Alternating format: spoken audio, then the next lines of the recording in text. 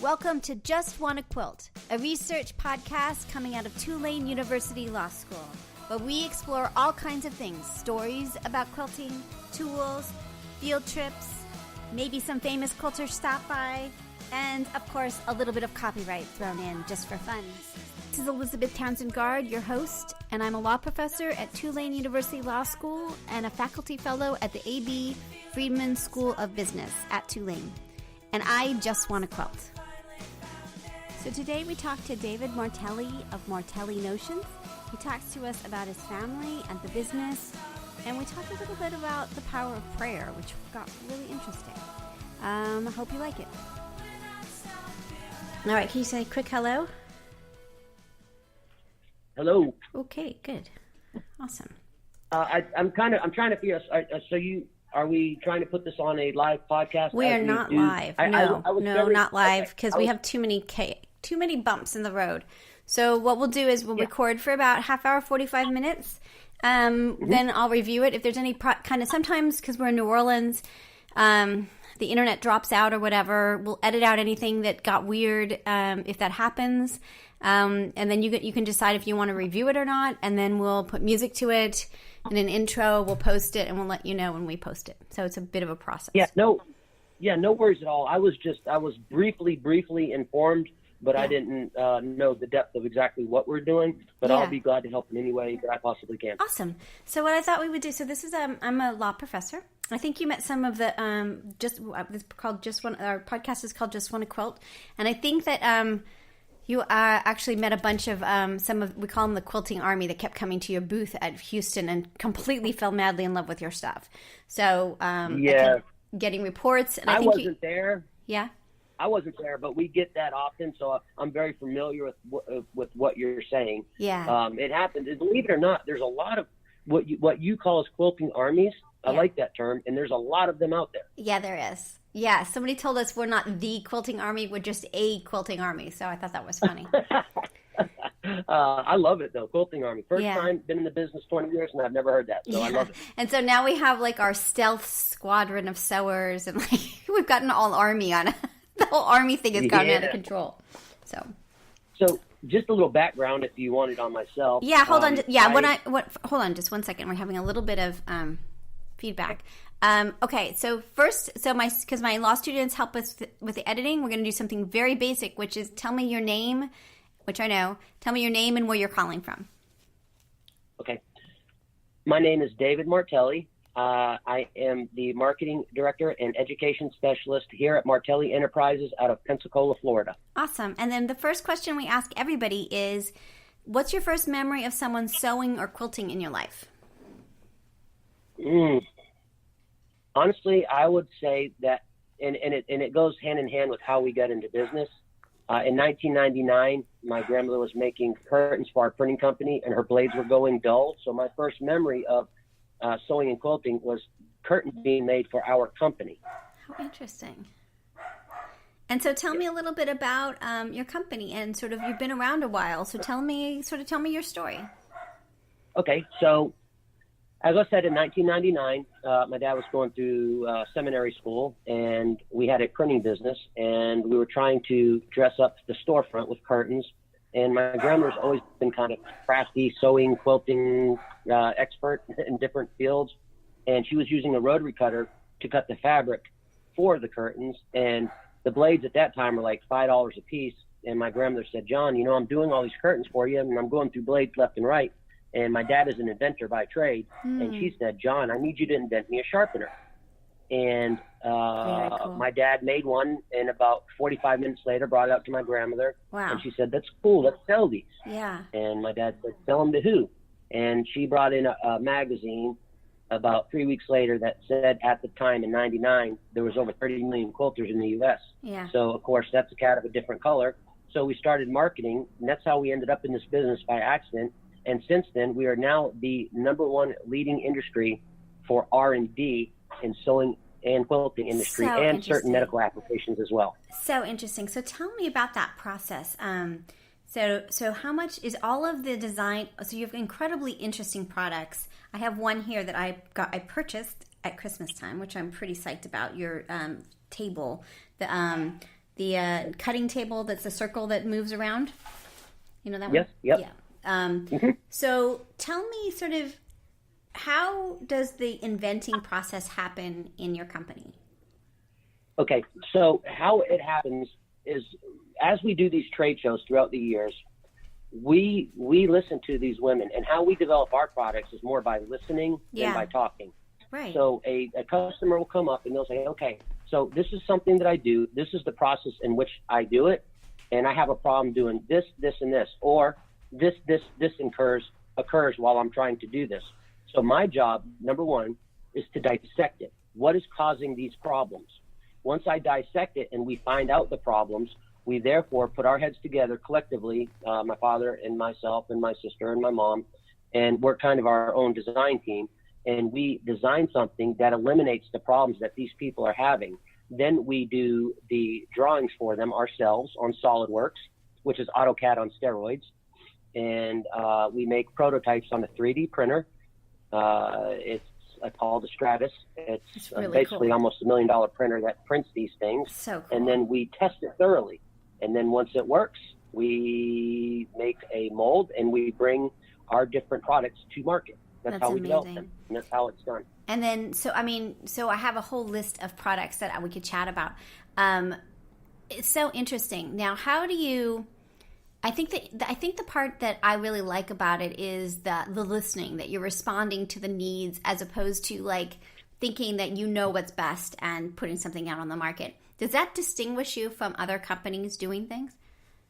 Absolutely. And I'm going to take it a step further and say you will never be successful as an entrepreneur if you think that you have all the answers. Yeah, I agree. You will never be successful. I totally agree. And it's funny because I work with young I'm a law professor, and I have a faculty fellowship at the Business School for Entrepreneurship. And what you see especially with young ones is that they get an idea of what they want, and they don't consider how people will respond to it. That they don't realize it's a dialogue, as opposed to they think I know best. You know, it's interesting. Yep, absolutely. And I was just about to tell you, they can't get out of their own head sometimes, and that's a big deal for many companies. Yeah, it's so true. It's so true. Now, what kind of protection, do you patent these things, or do you find that that's not worth it, or sort of what's your sort of thoughts about the role of intellectual property in the products that you create? That is absolutely a fantastic question.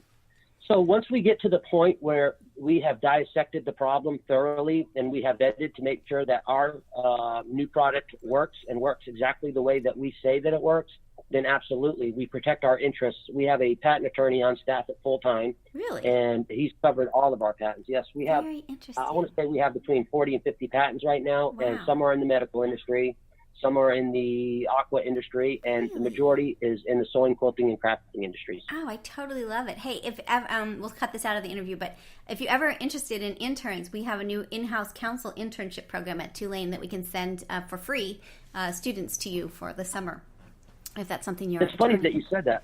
Yeah? Well, it's funny you said that. I have a friend, and I'll just, this is between you and I, but yeah. I have a friend that is at Ole Miss University, and he does medical startup companies, and he's basically doing the same thing that you talked about, and I just talked to him yesterday, and he wants us to start doing all his innovation in the way of actually helping with the design work, and also doing the 3D printing, which is currently being done in Canada.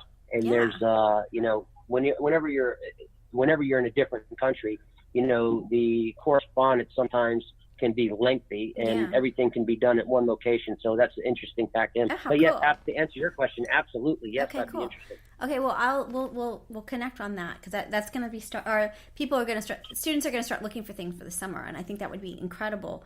Okay, so patenting. So do you license out your technology to other companies as well, or do you keep everything in-house? That is also a great question. We offer on certain products OEM, and I'm sure you're familiar with OEM, but for those that are not familiar with OEM, we can take our products and our intellectual patent properties, and we can put other people's names on it so they can distinguish a good product in their company. Yeah. And that's been done before too. Interesting. And currently being done with many of our products. Yeah. Okay, well, I thought maybe we would go through some of your products and sort of talk about them. My idea was I'd go through a few of your products and also talk about the role of social media and shows as part of sort of how you get the message out. Does that sound like a good plan? Yeah. Is that something you want me to touch on now or no? No, let's do a couple of the products, and then so we can sort of have context of things. Okay. So first, the one I have right now in front of me that I purchased. I say that a lot because sometimes we get free stuff and sometimes I purchase it, and the FTC, because I'm a law professor, wants us to let people know that when we're talking about things that we've been gifted and we're not gifted this, so I purchased it. Well, let me stop you real quick. Real quick. From now on, I want to give you my direct line. Okay. If you want something, simply let me know. Fabulous. Well, I think, one of the things now we're just talking about social media. So one of the things we do with the Quilting Army is what I'm trying to do. So we're trying to understand the role of law in the creative process. Then we're also trying to understand how if you build up a social following like we have with the podcast and with the Facebook group and now Instagram, we just started Instagram, how can you mobilize them? So we see that micro entrepreneurs are like a thing. So could you say to us, like, here are 3 of your binding tool things, send them to us, and then we send them out to different people, and that we get more. We use our army to experience it, and then when they experience it, then they send it off to another person. So we get a ton of social media out that's connected to the interviews that we're doing. That's what we're starting to think about, is how do we use the army, who loves the idea of experiencing things, to push out more sort of, because I see we do get free product mostly because I couldn't understand what people were talking about when they came on, right? So they would be explaining some rulery thing, and I was like, I don't even know what you're talking about. So that's how that started. But then we got a whole bunch of stuff, and I was like, well, I shouldn't just have it. We should have the army experience it. So that's kind of our next idea, is on the social media front, is can you mobilize an army to be experiencing things and posting so that there's kind of a flurry of activity that helps the product and also makes the user feel like they're part of the experience as well and not just a purchaser, Well, first of all, I think that's a terrific idea. But I'm going to be totally honest with you and tell you, since inception of our company, we've kind of done things backwards, and I'll explain what I mean. Yeah, tell me. So to get our new product out there, how we started, and we didn't know any better at the very beginning, is we did trade shows. So we have a huge following in the trade show industry, and we kind of let our social media kind of go by the wayside because our money was in retail sales. However, with that being said, as of late, there's been a lot of people like yourself that is wanting to take our products because we're so popular and do what you're doing. Yeah. So I'm in cooperation with several groups now doing what you're talking about, but they have not presented the idea of letting the Quilting Army test the products, which I think is a very good idea. But if you're asking me where my specialty lies and some of the things that we're doing, they're actually doing a reality show on our family. Oh, that's so cool. I can't believe that. That is so awesome. I love it. So tell me why you're doing a reality. I'll send you the pilot. Oh, I would love it. That'd be great. Yeah, I'd send you. And that's maybe something we can even do an episode around, because we're just in the beginning stages of filming now. Yeah. We start in the next couple of weeks, so that might be something we can even do an episode around. Oh, I would love it. Very, very cool. That would be great. But as far as and we would love to. You're close enough that we could take a field trip to you too. Yeah, we'd love that. Yeah, we'd love that. I think that would be great. Yeah. Great for one of the episodes. Yeah, it'd be fun. And as far as social media goes, I'm still learning, and that's the honest truth. Yeah, it's interesting. Now we started social. It's hard. Yeah, well, I just started about 4 months ago, because we've been told, they're like, if you're having this kind of success and your business is this large, and you're only doing trade shows, you're only touching a fraction of what you could be doing. Totally and we just true. now figured that out about 4 months ago. And so 4 months ago is when I really started the connect Facebook and Instagram and all that good stuff. So I'm still learning. So that's as honest as I can be. Well, we're learning in an application immersive sense. So when we learn things, we'll let you know what we learned. So it's funny, we've got 2 tracks. That would be great. 2 tracks that we're learning. One is sort of us, my Quilting Army, which is mostly women, mostly my age and older, some younger ones too, but the typical of the quilting industry. So there's that group. Then we've got the law students who are doing all the legal side of things for us and sort of exploring. So when you start to do things, what legal issues arise. So we're doing that work. And then my husband teaches in a communications department. And so we've got these 19-year-old kids who are basically teaching me sort of what all this stuff is, because they are obsessed with it. They know all these things. And so they're like, and they're kind of native, right? They're social media, they're digital natives. So they've been working on our project too. So when we talk about like, well, how do we become social influencers? They're like, oh, well, you want to be this kind of influencer, not this kind of influencer. And it's like, okay, well, and they always have all their examples are makeup people. So it's really interesting, but which is very much similar to your stuff, because you have to have people that like use it to explain like why it's so cool, right? So which is the same with like lipstick. It's very similar to lipstick, I think, you know?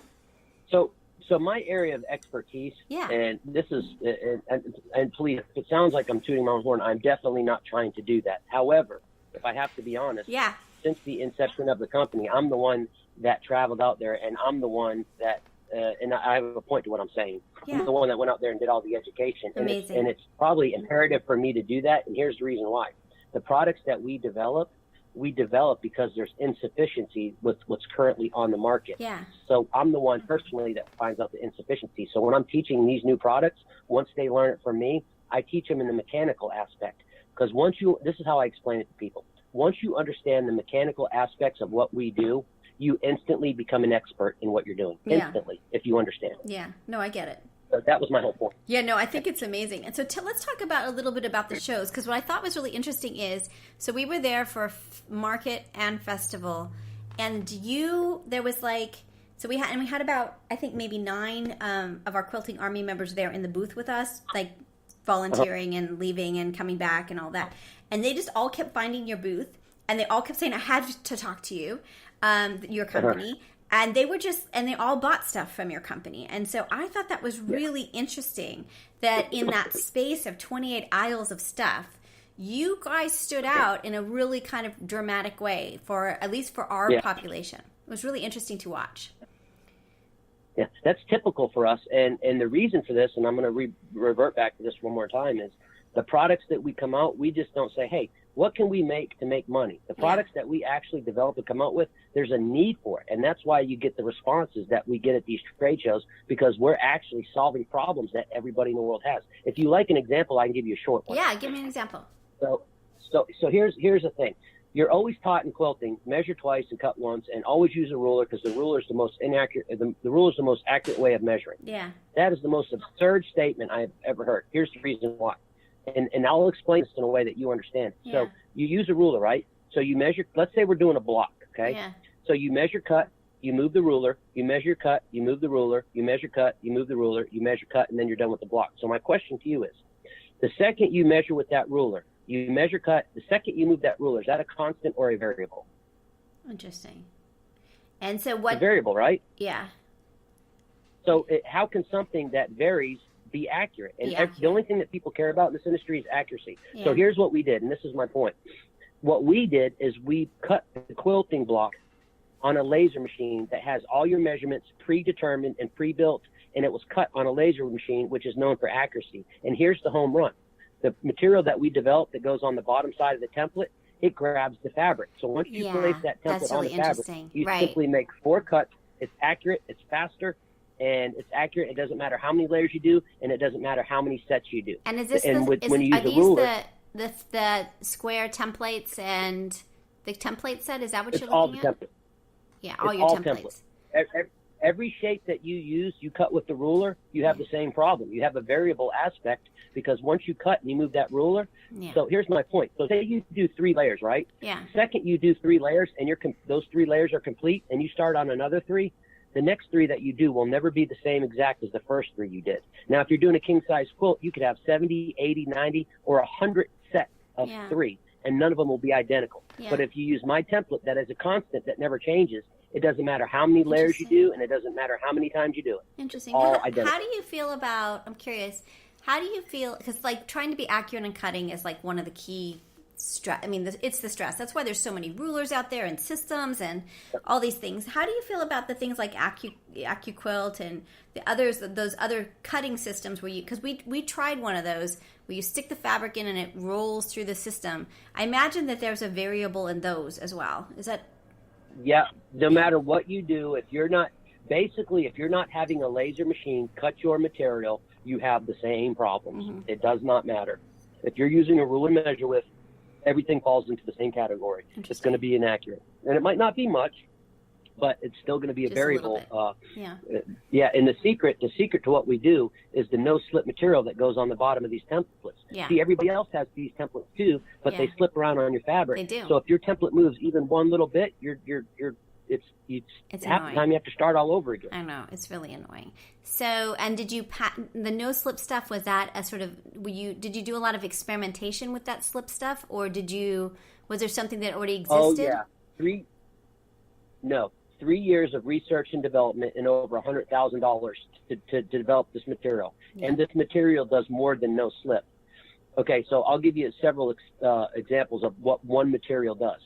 So we have a get-a-grip pad that you put on your machine. Mm-hmm. So what people don't realize is when you put your sewing machine in a shop, it's because your sewing machine, it has vibration. Anything with moving parts has vibration.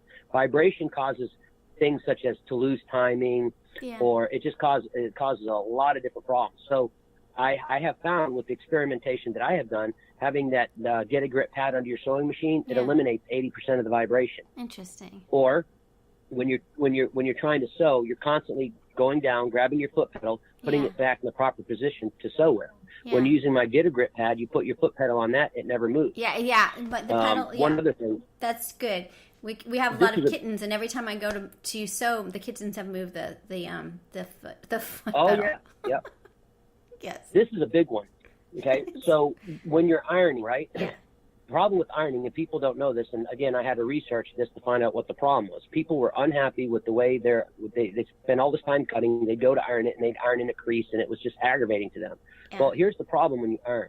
When you iron on a surface, you lose about 80% of your heat through the surface that you're ironing on. Yeah. So the material that we developed is heat resistant, and it's a moisture barrier. So whether you're using steam or dry heat, the pad that you iron on, that's ours, it rejects the heat, and it irons both the top of the fabric and the bottom of the fabric at the same time, and it will not allow you to iron in a crease.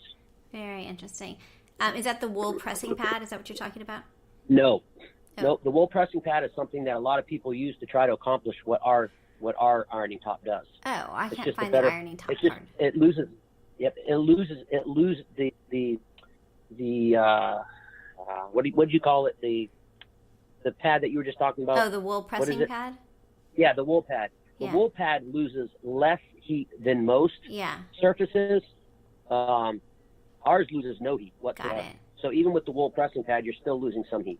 Interesting. Very interesting. All right, so you got to tell me about the paddle set. So you definitely have to send me stuff so I can experience it. I would totally love it. You can send whatever you absolutely. Want. But the paddle set, what are you using the paddles for? So you have palm quilting paddle sets and paw free motion quilting paddles. What are paddles for? So what we have experienced in the past, when we first came out with it, we came out with our hoops. They had these rubber gloves, and they had all these different hoops called the Halo and whatnot. And the problem with those is, number one, they try to use the weight of the hoop to hold the fabric down in place so it didn't pucker or bunch. But the only way you can do that is if you can grab the fabric and the fabric doesn't move from underneath your device. Again, that reverts back to our no-slip material that we spent years researching, developing.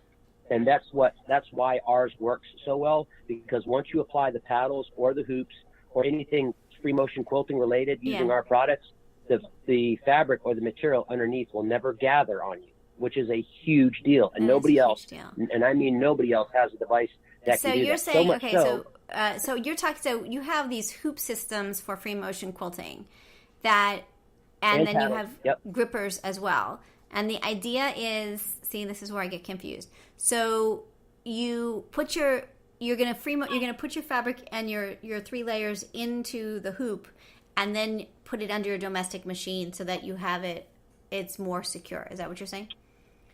Yes. So the hoop goes on top of all 3 layers, and that hoop keeps all 3 layers together.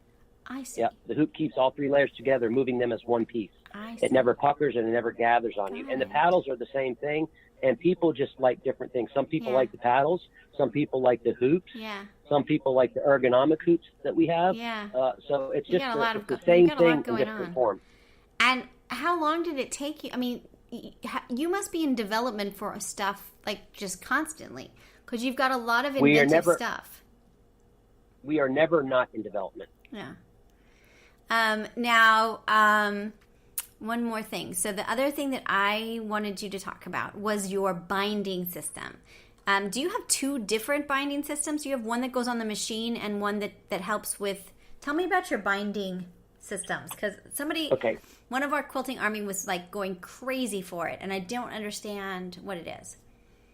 Okay, so this is going to be a little bit more difficult to explain. There's 3 ways you can bind, okay? You can do both sides on the machine at the same time. Yeah. That's called machine binding. Yeah. You can do the first side by hand, the back side by machine. That's called stitching in the ditch. Yeah. And then you can do the front side by hand, back side by hand. So the start up the first one, both sides of the machine at the same time. We have a giant presser foot that will adapt to any sewing machine that will allow you to bind both sides at the same time and keep it perfectly even. Yeah. And that's all. It works all on the design of the foot, and it's kind of complicated to explain over the phone. Yeah. So, that would be. I think that's what she was totally into. She was so excited about it, and it was on sale on your website, and she was way, way, way into it because she can't. She has a lot of quilts, and she was really psyched that it was a way to do the binding, and that it looked nice and it goes quickly. Now, I have an education specialist specifically for binding. Yeah. I would be more than happy to give you, and I'm actually a specialist too, but to be honest with you, I have not been showing the machine binding one for about 6 or 7 years now because we have so many products and you're so limited at these shows. Yeah. So you want to put the product out there that most people are going to use, and that's when you're talking about the cutting system. And then you've got the minute. So how do you decide when you go to a show which product to feature? Is it are you making strategic, is it different for different shows? Or do you say okay, this year we're going to focus on X, and then you focus on that? Well, here's the thing. We have so many products, and everybody in our industry cuts. That is the big deal. So we need to make it faster, more efficient, and the biggest thing is 100% accurate. So every show, we focus our attention on anything and everything cutting. Yeah. Now, once you start getting into the binding and some of our other stuff, like I have a thread caddy, right? Yeah.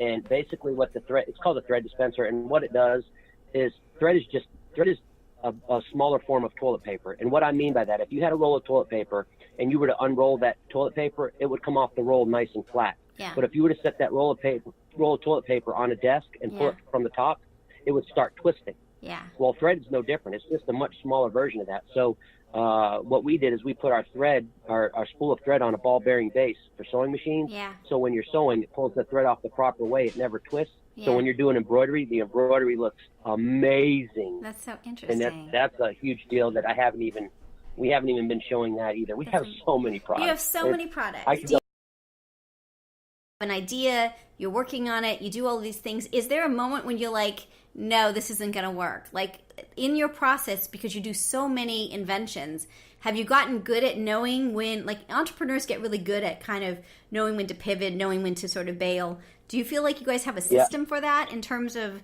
designing things? Yeah, well, it's funny that you say that, and you would think that would be the norm. Yeah. However, because we do what we do, and what I mean by that is we take and we listen to the problems and we dissect the problems.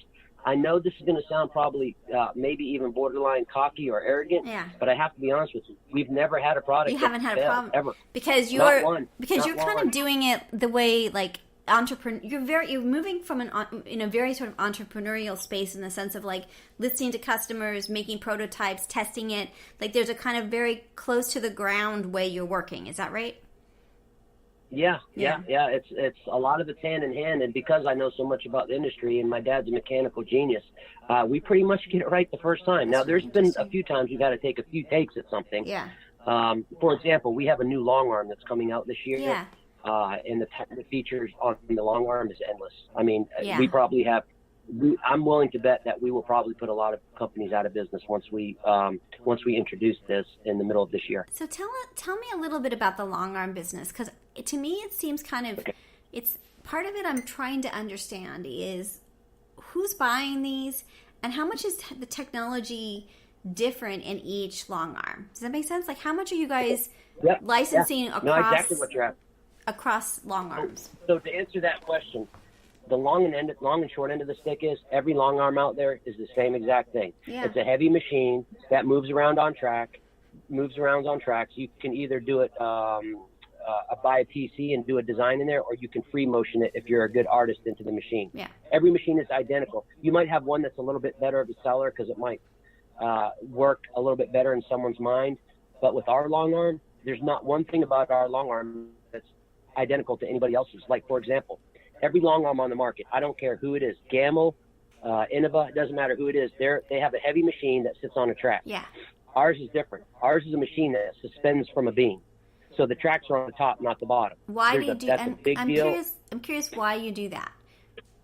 Okay, for a few reasons. The first reason I'm going to give you, if you've ever tried a long arm, when your long arm sits on a track. Yeah. Okay, so when the long arm sits on a track, you're moving the entire weight of the machine. Yeah, we are. When a long arm is suspended from a beam and gravity's holding your machine, when you're changing directions, it's the initial inertia is gone. So the actual entire weight of the machine that you typically would move if it's on a track, when it's suspended from a beam, even though it's heavy, you don't realize it. But I'm going to take it one step further. That's interesting.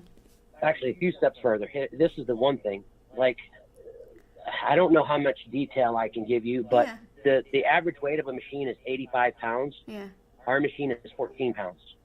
That was something that my dad had to develop and figure out how to develop. Why is the weight important? Why is lessening the weight important? Because it just gives you more freedom in terms of precision of movement? Because it's less heavy? Oh, absolutely.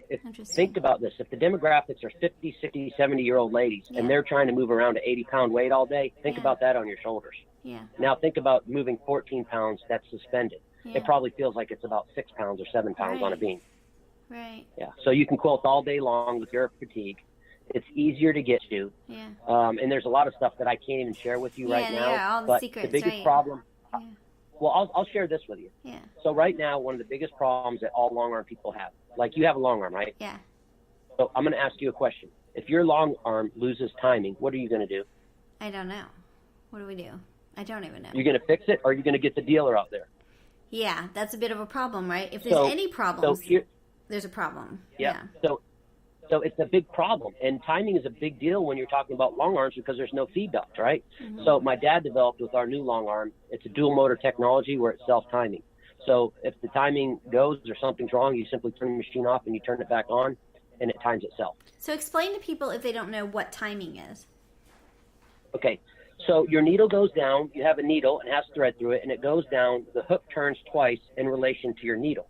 So if the hook is not in perfect dead set timing with your hook underneath where it grabs the thread and makes a loop and pulls it tight to make a stitch, well, then you get the big bird's nest underneath, or the stitches look like crap. Right. So the timing is very important, very, very important. And because we have dual motor technology, our needle moves so much faster than everybody else's. It goes up and down in 0.02 nanoseconds. Wow. That's so this is all mechanical and electronical stuff that I would be speaking gibberish to you for most people that are not in the know. But I can just tell you at the end of the day, it is a big, big, big deal, and it's going to be putting people out of business. So the craze on long arms, there's a lot of people, there's a lot of companies with long arms, which kind of amazes me, and there's a lot of people buying them. How are people affording these, and sort of what are your thoughts about like this part of the industry? I think it's interesting, you know. So I'll give you two reasonings why. The first reason is someone will buy a long arm, and they will do it because people pay anywhere from $100 to $400 to get a quilted. Yeah. And so some people buy it in the form of business, and then some people are so passionate about this hobby, they do a lot of quilts. Yeah. And because they do a lot of quilts, instead of paying somebody $100 to $400 to do it, they want to do all their quilts themselves. And so that is the reason, and the main reason for these long arm purchases. Yeah. So interesting. And it's very interesting. So your long arm looks different than other long arms. And in part, it's because you're putting it from the top down. It also has like kind of almost solid sides, right? So why does it look like that? Okay, so when our long arm when our long arm is suspended from a beam, Yeah. you have what you have. You have tracks, okay? Yeah. So when you're doing long arm motions, so a lot of times because that needle's beating on that fabric creates dust, and that dust falls down and it gets in the tracks.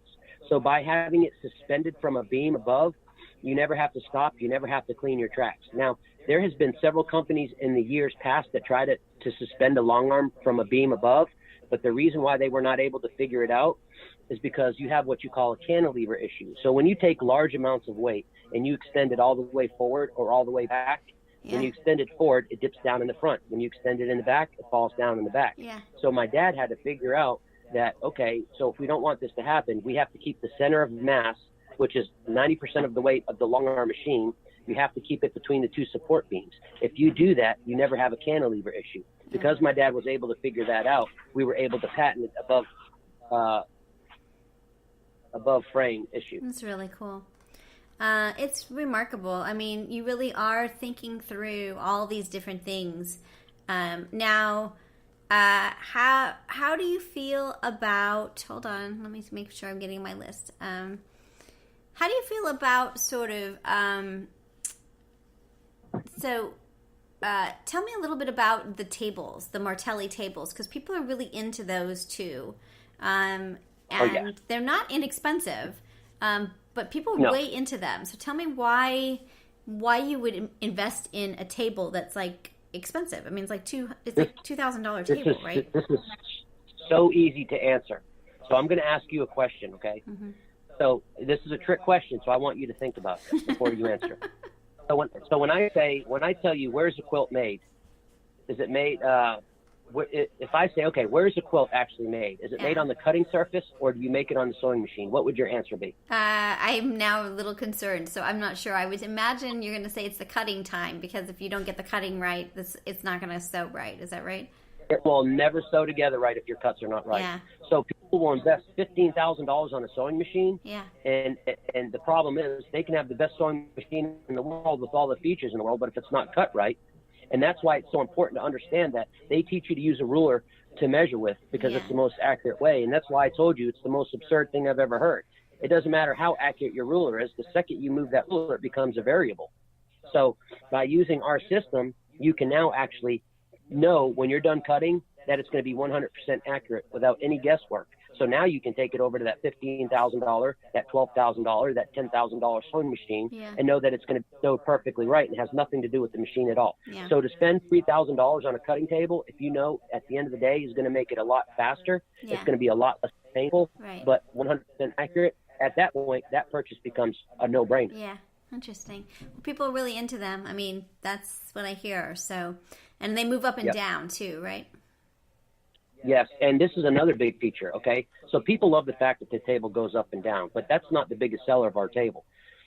So if you've ever cut strips like everybody else, they have to typically reach way out because they're cutting off a bolt of a fabric, okay? So when we put our actuators on our table, we made them as independent suspension. And what I mean by that is our tables tilt. Yeah, I've seen that. So once you put our table on the proper tilting range of motion for the person that's using it, then you can raise and lower your table independently and together. Yeah. So you can, the best way to say it is you can use each independent actuator independently, and then once you have them on a perfect angle for you, then you can use it independently. And here's what I'm getting at. When the table's at an angle, you get a much further reach without having to reach way over and bending your back. You're letting the table do all the work for you instead of you doing all the work. Interesting. So how does it feel to like be selling this stuff, inventing and selling? Like, tell me about your day. Like, how much of your day is selling stuff versus inventing stuff versus like the stupid stuff of life, like whatever other stupid things you do? Tell me about like what your day is like, or like your life is like in sort of percentage of time. Okay, so when I first started, I was on the road all the time. This is me personally speaking now, and I was out there showing these products. But the bigger we get and the more products we come out with, it was probably 90% sales at the very beginning. And now I'd have to say we have 60 members, a lot of family members working in this company. You do? And we have a lot of different people. Yes, we're a huge company. We have a lot of different people doing a lot of different things in this company. Yeah. And there's a lot of time that's dedicated to research and development. And all I'm saying is no one person or no two people could do it all anymore. Yeah. Although my dad does the majority of the engineering work. Yeah. Interesting. How is it to be in a family company? So many of the quilting companies are family based, small ones and big ones. Do you have so here's the thing. My husband and I have a business together, and first of all, we can never figure out when we're supposed to be talking about business and when we're not. It bugs our kid a lot. Yeah.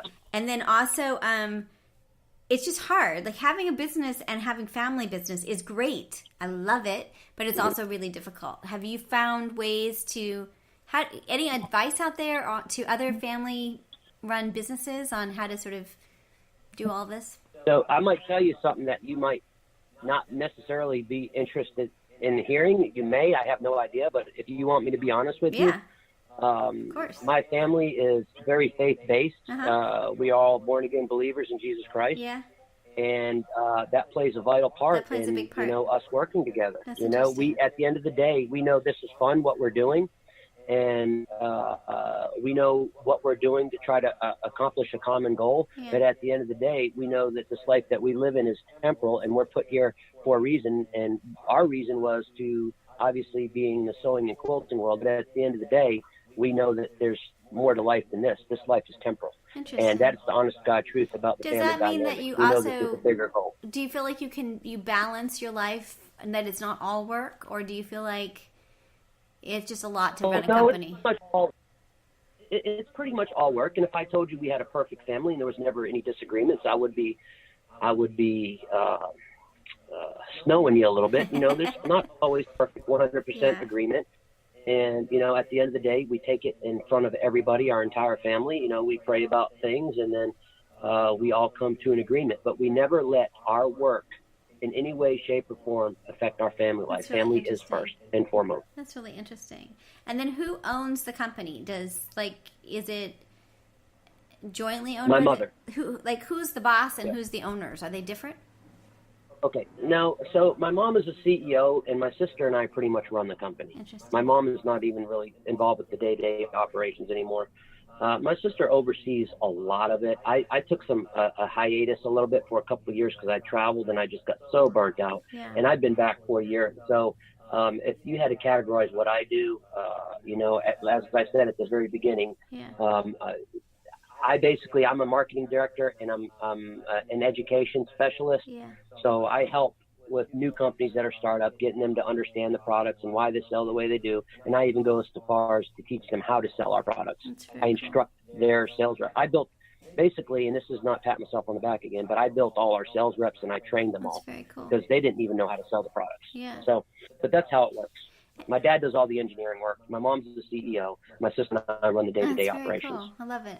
Now, how do you? So I think that there's we have to chat again, but it seems like there's a lot to learn from you all because you figured it out, and a lot of people want to be you in the sense of they have an invention, they don't know where to start or where to go. Do you feel like the quilting industry helps new inventors at all? Are there resources for the new inventor, or sort of what advice would you give to them of those say I have the greatest newest thimble or how to do something and they don't know where to go or what to do? So that makes perfect sense. And one of our podcasts and our interviews on Facebook, that's what we do. We've basically been an extension of the quilting industry, and we're so well known now. People are constantly coming up to us and say, hey, and I'll give you a prime example in a minute, but people constantly coming up and say, hey, I have a really good idea, but I can't quite make it work, or I can't understand how to make it work. Mm-hmm. And then, of course, we develop a product for them, and we'll work with them on bringing it to market.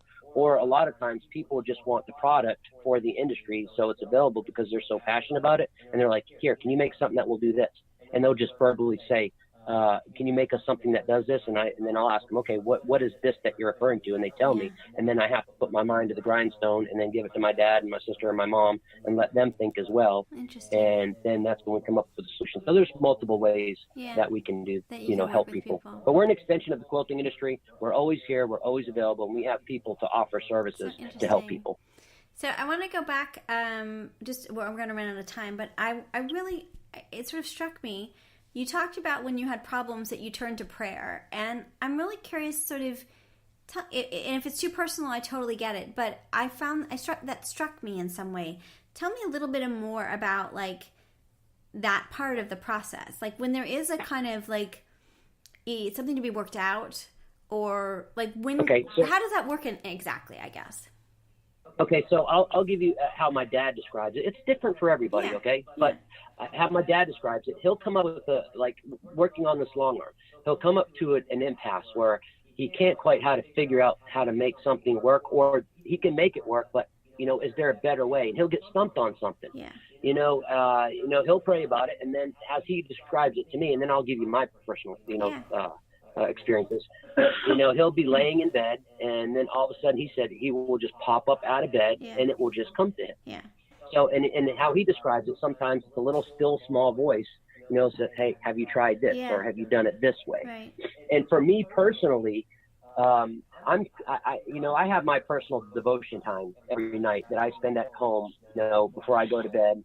And, a lot of times I'll pray for, the success of the company, or for, pray that, maybe the ideas or the products that we come out this year will be good and will be helpful and useful to other people.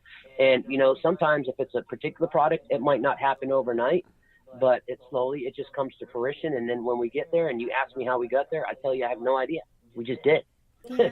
I mean, it sounds corny, but I'm just telling you, that's the God's honest truth. That's interesting. So, I think that it's interesting. I haven't done a lot of thinking about what prayer is, but it does feel like it is letting go, and it's also honing in at the same time, it seems like. That something is, right? That's a good, that would be a very, very good description. Because if you come up to a problem and you sit there and dwell on it, it's like I'll give you this analogy. It's like being stuck in the mud with a tire and you keep trying to get out the same way. You just dig it deeper and deeper and deeper. So when you come up with a problem, my dad just tries to completely put it out of his mind. And then, like he says, he'll be in bed and all of a sudden he'll just pop up. And it's not always in bed. It could be at work, and he could be working on another project, and all of a sudden that other project will just pop in his head and go, I got it. Right. I got it.